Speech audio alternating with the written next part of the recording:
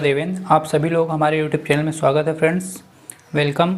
आज हम आपको बताएंगे बर्थोलियन सिस्ट के बारे में। Bartholin cyst only obtain in females, केवल ये फीमेल्स में पाई जाती है बर्थोलियन सिस्ट। अब बर्थोलियन सिस्ट होती क्या है, इसका होम्योपैथिक में ट्रीटमेंट क्या है, इसके साइन एंड सिम्टम्स क्या हैं और इससे बचाव कैसे किया जाए, सारा कुछ डिटेल में डिस्कशन करेंगे फ्रेंड्स।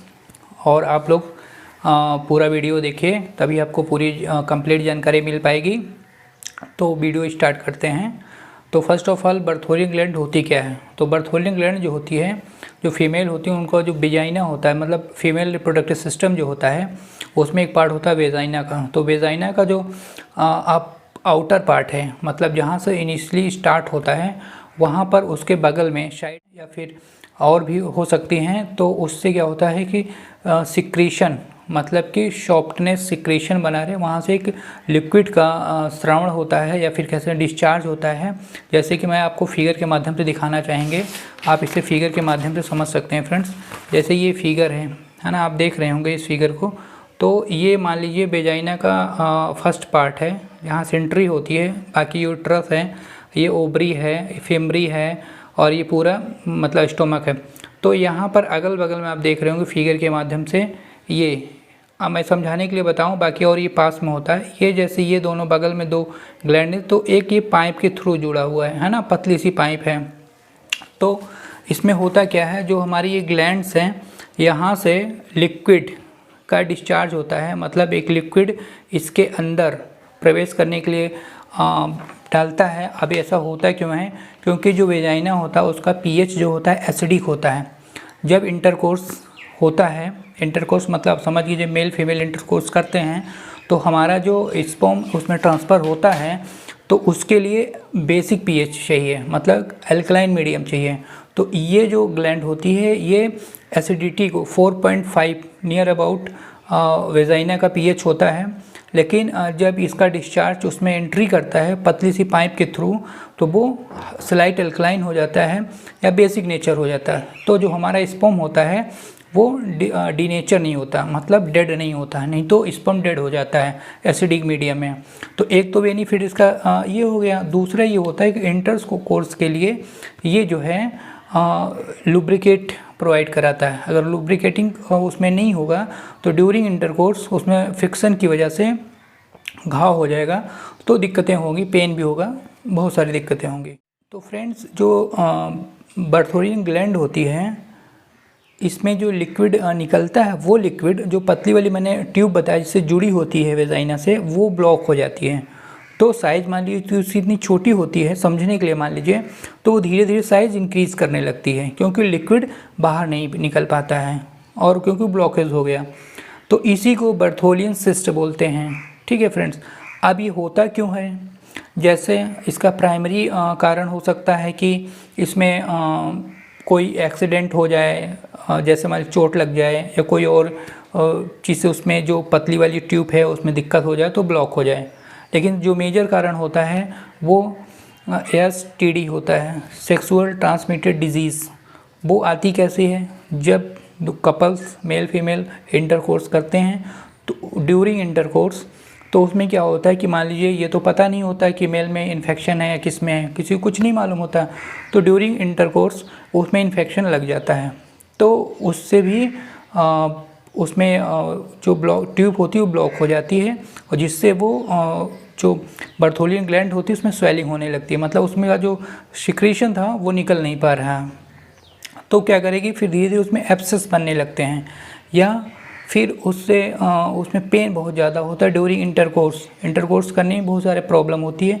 फिर अगर वो एब्सेस फट जाता है तो और दिक्कतें और सीवियर होने लगती हैं, दिक्कतें और बढ़ सकती हैं, और भी इन्फेक्शन हो सकता है और इन्फेक्शन फैल सकता है, फिर उससे आपको चलने में भी प्रॉब्लम होती है फ्रेंड्स। अब इसको और हम डिटेल में बताते हैं आप। तो एक मतलब ऐसे बाहर से अगर उसमें फ्रेंड्स देखते हैं वेजाइना के बाहर, तो हल्की सी गांठ फील होता है, कभी कभी बड़ी गांठ हो जाती है, इसको बच्चेदानी जिसे लोग बच्चेदानी की गांठ बोलते हैं। तो बच्चेदानी में यूट्रस में गांठ होता है, वैसे ही ये बाहर गांठ हो जाती है, वैसे इसका नाम है बर्थोलियन सिस्ट। तो अब इसका इलाज कैसे करें, अब इसका होम्योपैथिक में उपचार। तो बर्थोलियन सिस्ट का जो मेन काम होता है कि वो लुब्रिकेटिंग चिकनाहट प्रोवाइड कराता है ड्यूरिंग इंटरकोर्स ये मेन इसका रीज़न है। दूसरा मैंने बोला पीएच को मेंटेन करता है ताकि हमारा स्पर्म जो है डेड ना हो, तो इसका ही बहुत इंपॉर्टेंट है। और इसके बाद में हम आपको बताते हैं इसको प्रिवेंट कैसे किया जाए, रोका कैसे जाए। पहला तो ये है कि आप जब इंटरकोर्स करते हैं तो उस समय आप कुछ कंडोम आता है उसका यूज़ कर सकते हैं, या फिर ना करें उसमें ड्यूरिंग जिस समय ज़्यादा प्रॉब्लम है। दूसरा आप गुनगुना पानी कर लीजिए। उसमें मैं आपको होम्योपैथिक मेडिसिन्स बता रहा हूँ, उसमें 2 मेडिसिन्स को मदर टिंचर है उसको मिलाना है, मेनली कैलेंडुला क्यू और इचनेसिया क्यू। 15 ड्रॉप कैलेंडुला का, 15 ड्रॉप इचनेसिया क्यू का, दोनों को मिला के पानी में, और थोड़ा सा बड़ा टप लीजिए, उसमें गुनगुना पानी रहे जो आप सह सकें, उसमें 15-15 बूंद डाल के उसकी सेकाई कीजिए। मतलब आप उसमें बैठ जाइए, 10 मिनट 20 मिनट तक बैठे रहिए। ये प्रक्रिया दिन में 2 बार करिए, हो सके तो 3 बार करिए। दवा का नाम मैं उस पर डिस्प्ले पे शो कर दूंगा, आप देख लीजिए। 15 बूंद इचनेसिया का, 15 बूंद कैलेंडुला मदर टिंचर, दोनों को मिक्स करके उसमें डाल देना है पानी में, और उसके बाद में जितना आप सह सकते हैं उसमें आप बैठ जाइए। और तीसरा ट्रीटमेंट ये है कि एक सबसे पहले होम्योपैथिक मेडिसिन्स आपको लेना है ट्यूबरकुलाइनम की 1 डोज। अब ट्यूबरकुलाइनम की पोटेंसी कितनी होगी, 1 m पोटेंसी की 1 डोज मेडिसिन्स लेना। मतलब कि 1 m पोटेंसी की मेडिसिन्स आप ले लिए ट्यूबरकुलाइनम, उसको जीभ पे 2 बूंद डाल के उसके बाद उसको दोबारा रिपीट नहीं करना। उसके बाद में आपको नेक्स्ट मेडिसिन्स लेना है साइलिसिया 30। साइलिसिया 30 2 बूंद सुबह 2 बूंद शाम तक, इसको 1 महीने तक लीजिए। जब आपकी सिस्ट एकदम गल के ख़त्म हो जाए तो बंद कर दीजिए।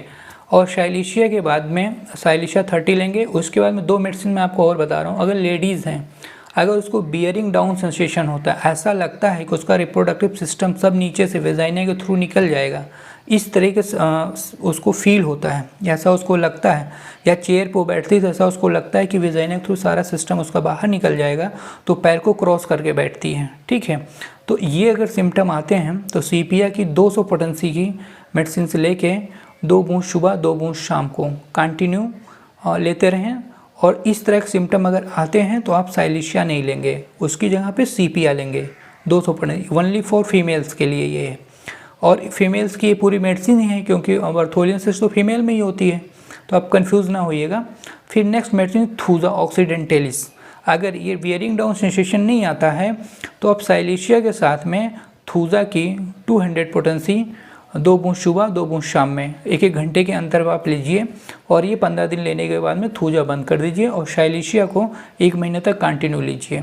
तो जिस हिसाब से मैंने आपको बताया है होम्योपैथिक मेडिसिन लेना है, उसको उस हिसाब से लीजिए। अगर आपको कोई प्रॉब्लम कोई दिक्कत आती है तो आप हमारे कमेंट बॉक्स में मैसेज कर सकते हैं, डायरेक्ट मुझे फ़ोन कर सकते हैं। व्हाट्सएप नंबर मेरा है, उस पर आप अपनी प्रॉब्लम लिख के भेज सकते हैं। सबका सॉल्यूशन बहुत जल्दी से आपको दे दिया जाएगा। साथ ही साथ फ्रेंड्स, अगर ये सारे वीडियोस, ये सारे जो मैं आपको बताता हूँ चीज़ें अच्छी लगती हैं या नॉलेज मिलता है तो आप इसे शेयर ज़रूर कर दिया कीजिए, क्योंकि आपके परम मित्र लोग हैं, बहुत सारे लोग हैं जिनको आपके शेयर करने से ये सॉल्यूशन मिल जाएगा, उनको भी अगर प्रॉब्लम है तो सॉल्व हो जाएगी। और सब्सक्राइब कर दें, और उसके साथ में एक फ्रेंड्स बेल होती है, घंटी होती है, उसको दबा दें, ताकि दबाने से ये होगा कि आपके जितने भी नोटिफिकेशन, मतलब जितने भी वीडियो बनते हैं हमारे चैनल के माध्यम से, वो सब आपको मिलते रहेंगे। तो इसको आप ज़रूर कर दें, बेल को प्रेस कर दें। और उसके बाद में जो लोग एक बार सब्सक्राइब कर चुके हैं वो लोग सब्सक्राइब किए रहें, और जो नए लोग हैं वही सब्सक्राइब करेंगे, है ना। जो न्यू ऑडियंस है वही सब्सक्राइब करेंगे, क्योंकि नए नए वीडियो, नए नए नॉलेज आपको मिलती रहें। तो ओके फ्रेंड, थैंक यू।